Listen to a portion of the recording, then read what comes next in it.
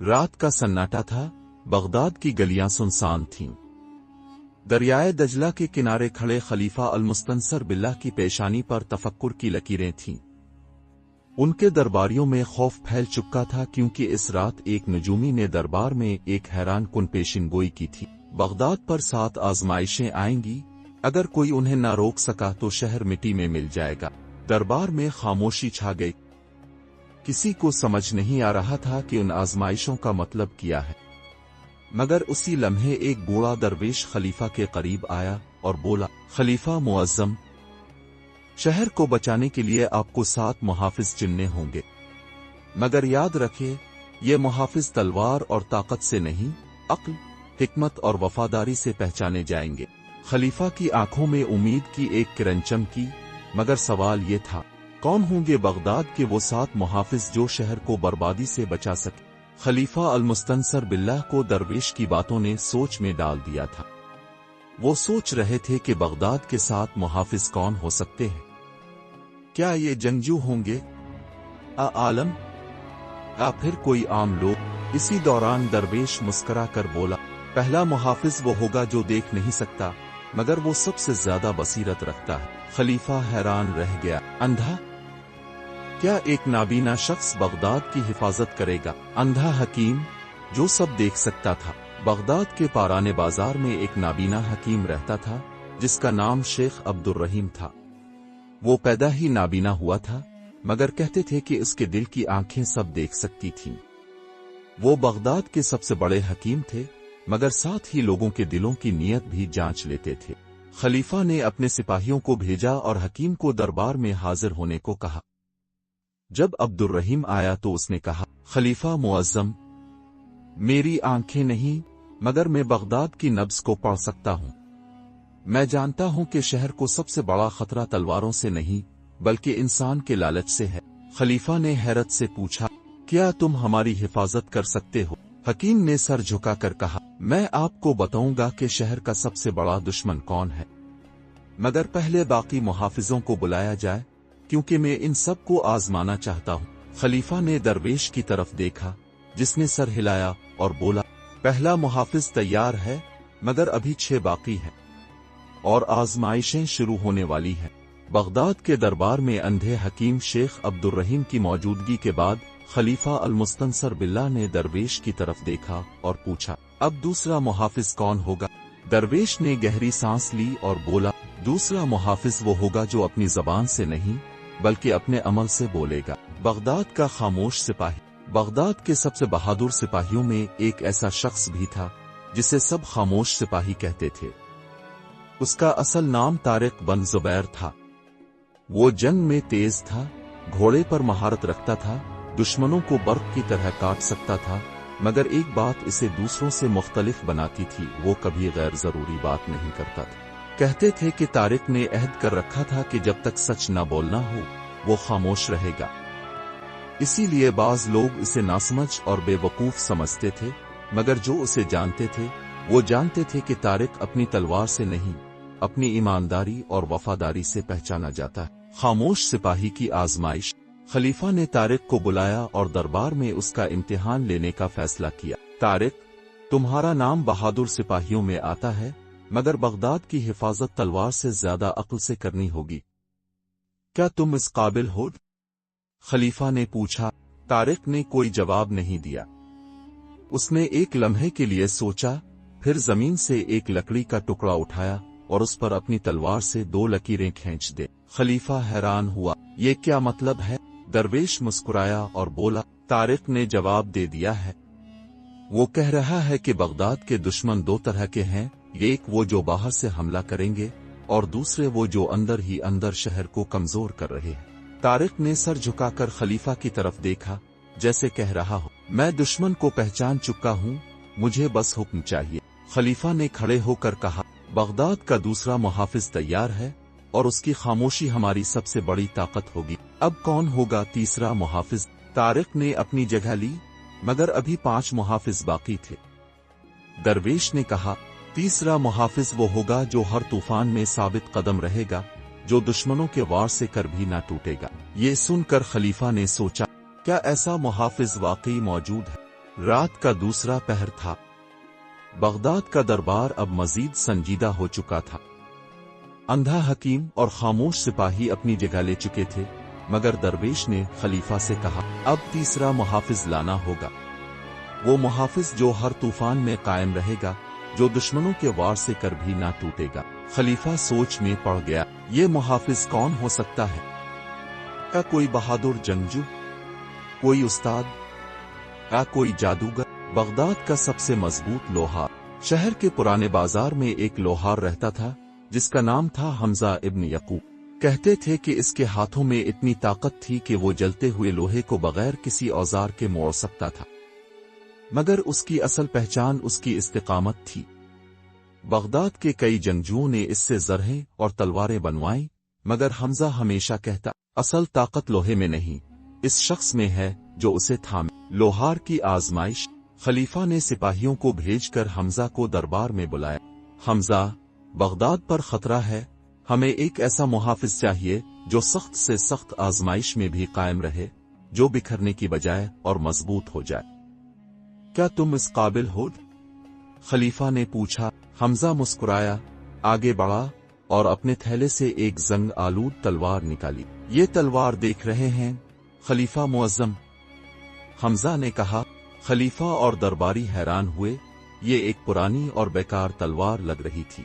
حمزہ نے تلوار کو مضبوطی سے پکڑا اور کہا، اگر اس تلوار کو کوئی نادان اٹھائے تو یہ بیکار ہے، مگر اگر کوئی صبر کرے، اس کی دھار کو دوبارہ تیز کرے، اس کا زنگ صاف کرے، تو یہ پھر سے ناقابل شکست بن سکتی ہے۔ پھر اس نے اپنا ہتھوڑا اٹھایا اور دربار کے درمیان موجود ایک وزنی ستون پر زور سے وار کیا۔ ستون ہلا مگر نہیں گرا۔ میں وہ ستون ہوں خلیفہ، اگر دشمن ضرب لگائیں گے میں ہل جاؤں گا، مگر کبھی نہیں گرنے دوں گا۔ تیسرا محافظ تیار ہے۔ درویش نے خلیفہ کی طرف دیکھا اور مسکرا کر بولا، یہی وہ محافظ ہے جو ہر آزمائش میں ثابت قدم رہے گا، جو بغداد کی طاقت کو دوبارہ زندہ کر سکتا ہے۔ خلیفہ نے حمزہ کے کندھے پر ہاتھ رکھا اور کہا، بغداد کا تیسرا محافظ تیار ہے، ایک لوہار جس کی طاقت صرف اس کے بازو میں نہیں بلکہ اس کے دل میں ہے۔ اب چوتھا محافظ کون ہوگا؟ خلیفہ اب سوچ رہا تھا کہ چوتھا محافظ کون ہوگا۔ درویش نے مسکرا کر کہا، چوتھا محافظ وہ ہوگا جو بغداد کے سب سے چھوٹے حصے پر نظر رکھے گا، مگر سب سے بڑے رازوں کو جانے گا۔ یہ سن کر خلیفہ الجھ گیا، یہ محافظ کون ہے؟ کیا کوئی جاسوس؟ رات گہری ہو چکی تھی۔ بغداد کے دربار میں 3 محافظ اپنی جگہ لے چکے تھے۔ اندھا حکیم جو سچ اور جھوٹ کو پرکھ سکتا تھا، خاموش سپاہی جو دشمن کو پہچان سکتا تھا، مضبوط لوہار جو بغداد کے دفاع کے لیے ہر آزمائش سہنے کے لیے تیار تھا۔ خلیفہ المستنصر باللہ نے درویش کی طرف دیکھا اور پوچھا، چوتھا محافظ کون ہوگا؟ کیا کوئی عالم، کوئی سپاہی، کیا کوئی شہزادہ؟ درویش نے مسکرا کر جواب دیا، نہیں، چوتھا محافظ بغداد کا سب سے چالاک چور ہوگا۔ دربار میں حیرت اور غصہ۔ یہ سن کر دربار میں کھلبلی مچ گئی۔ وزیر اعظم غصے سے بولا، خلیفہ معظم، بغداد کے محافظوں میں چور، یہ کیسی نادانی ہے؟ خلیفہ خود حیران تھا، یہ چور کون ہے اور بغداد کی حفاظت میں اس کا کیا کام؟ درویش نے جواب دیا، یہ چور عام چور نہیں بلکہ وہ شخص ہے جو بغداد کے ہر کونے سے واقف ہے، جو دیواروں کے پیچھے بھی دیکھ سکتا ہے، جو دشمن کے طریقے پہلے سے جان لیتا ہے۔ اگر ہم اسے نیکی کی راہ پر لے آئیں تو وہ بغداد کی آنکھ اور کان بن سکتا ہے۔ سب سے چالاک چور۔ بغداد کے اندھیرے بازاروں میں جہاں عام لوگ جانے سے ڈرتے تھے، سایہ کے نام سے مشہور ایک چور رہتا تھا۔ کوئی نہیں جانتا تھا کہ وہ کیسا دکھتا ہے، مگر سب کو معلوم تھا کہ وہ دیوار پر چل سکتا تھا، قفل بغیر چابی کے کھول سکتا تھا اور سب سے محفوظ جگہ میں داخل ہو سکتا تھا۔ خلیفہ نے سپاہیوں کو حکم دیا کہ سایہ کو گرفتار کر کے دربار میں پیش کیا جائے۔ چور اور خلیفہ کا سامنا۔ چند گھنٹوں بعد بغداد کے سپاہی دربار میں ہتکڑیوں میں جکڑے ہوئے ایک دبلا پتلا آدمی کو لائے۔ یہ ہے بغداد کا سب سے بڑا چور۔ سپاہی نے کہا، تمہیں کیوں بلایا گیا ہے، جانتے ہو؟ خلیفہ نے سخت لہجے میں پوچھا۔ چور مسکرایا اور بولا، اگر مجھے یہاں لایا گیا ہے تو اس کا مطلب ہے کہ بغداد پر کوئی بڑا خطرہ ہے और आपको मेरी जरूरत पड़ गई है। चूर की आजमाइश। खलीफा ने कहा, अगर तुम वाकई बगदाद को जानते हो तो बताओ, दुश्मन हमला करे तो कहां से करेंगे? साया ने कहकहा लगाया और बोला, बादशाह सलामत। आपके सिपाही ये समझते हैं कि दुश्मन सिर्फ शहर के दरवाजे तोड़कर अंदर आएंगे, मगर मैं जानता हूं कि बगदाद की असल कमजोरी वो सुरंगें हैं जो पुराने किले के नीचे बनी हैं। ये सुनकर खलीफा चौंक उठा। ये सुरंगें वाकई हैं? अंधे हकीम ने भी सर हिलाया और कहा, ये चूर सच कह रहा है। अगर दुश्मन ने इन खुफिया रास्तों का पता चला लिया तो बगदाद बगैर लड़ाई के ही हार जाएगा। चोर मुहाफिज बन गया। खलीफा ने साया की तरफ देखा और कहा, अगर तुम हमारे साथ हो तो उन रास्तों की हिफाजत तुम्हारे जिम्मा होगी। क्या तुम ये जिम्मेदारी निभाओगे? साया मुस्कुराकर बोला, बादशाह सलामत। मैंने हमेशा बगदाद को लूटा, मगर आज मुझे मौका मिल रहा है कि बगदाद को बचाऊं। मैं चौथा मुहाफिज बनने के लिए तैयार हूं। अगला मुहाफिज। चोर अब मुहाफिज बन चुका था, मगर अभी 3 मुहाफिज बाकी थे। दरवेश ने कहा, 5वां मुहाफिज वो होगा जो बगदाद के सबसे अनमोल खजाने की हिफाजत करेगा। खलीफा ने हैरान होकर पूछा, कौन सा खजाना? सोना, जवाहरात? दरवेश मुस्कुराया और बोला, नहीं, बगदाद का सबसे बड़ा खजाना वो है जो किताबों में है। बगदाद के दरबार में अब 4 मुहाफिज अपनी जगह ले चुके थे। अंधा हकीम जो सच और झूठ को परख सकता था, खामोश सिपाही जो दुश्मन को पहचान सकता था, मजबूत लोहार जो बगदाद की हिफाजत के लिए हर आजमाइश सहने के लिए तैयार था, चालाक चूर जो बगदाद के खुफिया रास्तों और कमजोरियों को जानता था। अब खलीफा अल मुस्तंसर बिल्लाह ने दरवेश से पूछा, अब 5वां मुहाफिज कौन होगा? 5वां मुहाफिज किताबों का पहरेदार। दरवेश ने कहा, बगदाद का सबसे बड़ा खजाना सोना नहीं, बल्कि वो इल्म है जो यहाँ की लाइब्रेरियों में है। अगर शहर जल गया तो दोबारा बच सकता है, मगर अगर बगदाद की किताबें जल गईं तो 1000 साल की दानाई राख बन जाएगी। ये सुनकर खलीफा चौंक उठा। इससे याद आया कि बगदाद की बैत अल हिकमत, हाउस ऑफ विजडम, दुनिया की सबसे बड़ी इल्मी जगह थी, जहां साइंस, फलसफा और तारीख की हजारों नायाब किताबें रखी थी। लेकिन इन किताबों की हिफाजत कौन करेगा? खलीफा ने पूछा। दरवेश मुस्कुराया और बोला, वो शख्स जो दुनिया को पढ़ने में सबसे ज्यादा दिलचस्पी रखता है, मगर कोई उसे नहीं जानता। गुमनाम कातिब। बगदाद की गलियों में एक नौजवान कातिब जुबैर इब्न हारिस रहता था। वो दिन रात लाइब्रेरी में बैठकर किताबों की नकूल बनाता और इल्म महफूज करता। जब उसे दरबार में बुलाया गया तो उसने कहा, अगर दुश्मन बगदाद पर हमला करेगा तो वो सबसे पहले हमारी किताबें जलाएगा। मैं अपनी जान दे सकता हूं, मगर बगदाद के इल्म को बचाने के लिए तैयार हूं। खलीफा ने हुक्म दिया कि जुबैर को 5वां मुहाफिज बनाया जाए और इसे बगदाद की तमाम नायाब किताबें छुपाने की जिम्मेदारी दी जाए। 6ठा मुहाफिज दरियाए दजला का मल्ला। अब 6ठा मुहाफिज कौन होगा? दरवेश ने कहा, अगर दुश्मन बगदाद में घुस आए तो लोगों को बचाने के लिए किसी को शहर से निकालने का रास्ता भी मालूम होना चाहिए। ये जिम्मेदारी बगदाद के सबसे तेज मल्ला जासम बन सईद को दी गई, जो दरियाए दजला के पानियों में हर रास्ते से वाकिफ था। उसने कहा, अगर बगदाद की गलियां खून में डूब जाएं, तो मैं दजला के पानियों में उन्हें नई जिंदगी दूंगा। खलीफा ने दरवेश से कहा, अब आखिरी मुहाफिज कौन होगा? दरवेश मुस्कुराकर बोला, आखिरी मुहाफिज वो होगा जो सबके बाद भी अपनी जगह पर डटा रहेगा। खलीफा ने खुद तलवार उठाई और कहा, अगर बगदाद का आखिरी सिपाही मैं खुद हूं तो क्या मैं मुहाफिज बन सकता हूं? दरवेश ने मुस्कुराकर कहा, अगर बगदाद का हुक्मरान खुद उसकी हिफाजत के लिए आखिरी सिपाही बनने को तैयार हो तो बगदाद कभी हार नहीं सकता। बगदाद का सबसे बड़ा इम्तिहान। अब बगदाद के 7 मुहाफिज तैयार थे।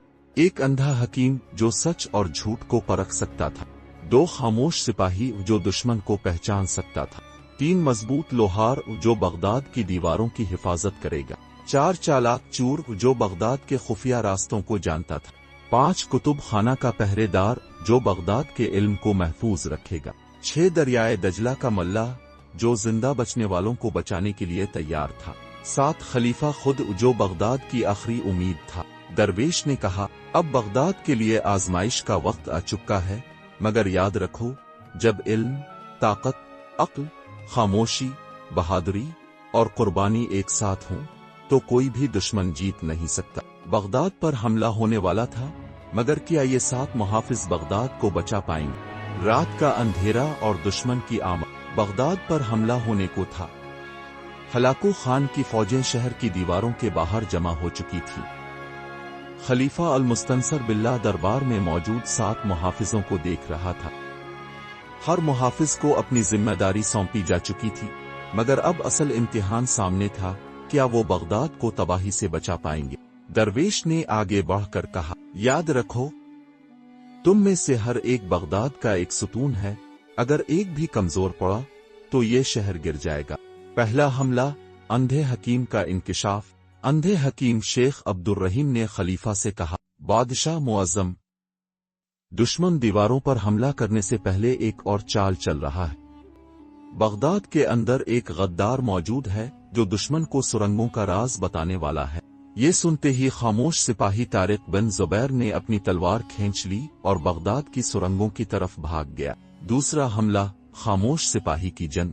طارق نے سرنگوں کے قریب ایک مشکوک شخص کو دیکھا جو دشمن کے سپاہیوں کو خفیہ راستہ دکھا رہا تھا۔ وہ شخص وزیر اعظم کا خاص آدمی تھا۔ طارق نے بغیر کوئی لفظ کہے اس غدار پر حملہ کر دیا اور دشمن کو بغداد کے اندر گھسنے سے روک دیا، مگر لڑائی کے دوران وہ خود بھی زخمی ہو گیا۔ اس نے آخری وقت میں سرنگ کو بند کر دیا اور خود خلیفہ کو پیغام بھجوا دیا، بغداد اب محفوظ ہے۔ تیسرا حملہ، لوہار کی آخری ضرب۔ اب دشمن بغداد کی بڑی دیوار توڑنے کی کوشش کر رہا تھا۔ حمزہ ابن یعقوب اپنے ہتھوڑے کے ساتھ کھڑا تھا۔ اس نے سپاہیوں کو حکم دیا کہ دیوار کے کمزور حصے پر مضبوط لوہے کی چادریں لگائیں تاکہ دشمن دیوار نہ گرا سکے۔ ہلاکو خان کے سپاہی بار بار حملہ کر رہے تھے، مگر دیوار کھڑی رہی، کیونکہ وہ ایک لوہار کے صبر اور مہارت کا امتحان نہیں جیت سکتے تھے۔ چوتھا حملہ، چور کا امتحان۔ چالاک چور سایہ نے بغداد کے گلی کوچوں میں دوڑتے ہوئے دیکھا کہ دشمن کے جاسوس پہلے ہی اندر گھس چکے ہیں اور وہ شہر میں خوف پھیلانے کی کوشش کر رہے ہیں۔ اس نے رات کے اندھیرے میں ایک دشمن جاسوس کو پکڑ کر انہیں بے اثر کر دیا۔ جو شخص ایک بار بغداد کو لوٹتا تھا، آج وہی اسے بچا رہا تھا۔ پانچواں حملہ، کتابوں کا محافظ۔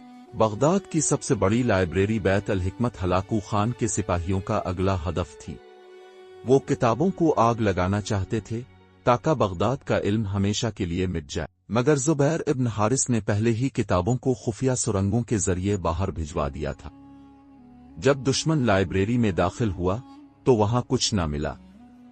بغداد کا سب سے بڑا خزانہ بچ چکا تھا۔ چھٹا حملہ، دریائے دجلہ کا امتحان۔ جب جنگ شدید ہو گئی اور کچھ خاندانوں کو بچانے کی ضرورت پڑی تو جاسم بن سعید نے اپنی کشتیوں کے ذریعے سینکڑوں لوگوں کو دریائے دجلہ کے پار پہنچایا۔ اس نے اپنی جان کی پرواہ کیے بغیر عورتوں، بچوں اور زخمی سپاہیوں کو بچایا۔ اگر بغداد میں رہنا خطرناک ہو گیا تھا تو اس نے بغداد کے لوگوں کو نئی امید دی۔ آخری محافظ، خلیفہ کی قربانی۔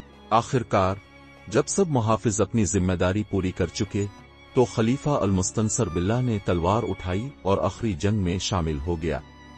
وہ لڑا، زخمی ہوا، مگر پیچھے نہیں ہٹا۔ بغداد کے لوگ بھی اس کے ساتھ کھڑے ہو گئے اور آخرکار دشمن کو پسپا ہونا پڑا۔ یہ 7 محافظوں کی بہادری، عقل اور قربانی تھی جس نے بغداد کو بچا لیا۔ درویش نے سب کو جمع کر کے کہا، یہ شہر تمہاری طاقت سے نہیں، تمہاری نیت اور اخلاص سے بچا ہے۔ یہی اصل محافظ ہوتے ہیں جو اپنے لیے نہیں بلکہ دوسروں کے لیے جیتے ہیں۔ خلیفہ نے ان 7 محافظوں کو بغداد کے 7 ستون کا خطاب دیا تاکہ ان کی کہانی ہمیشہ یاد رہے۔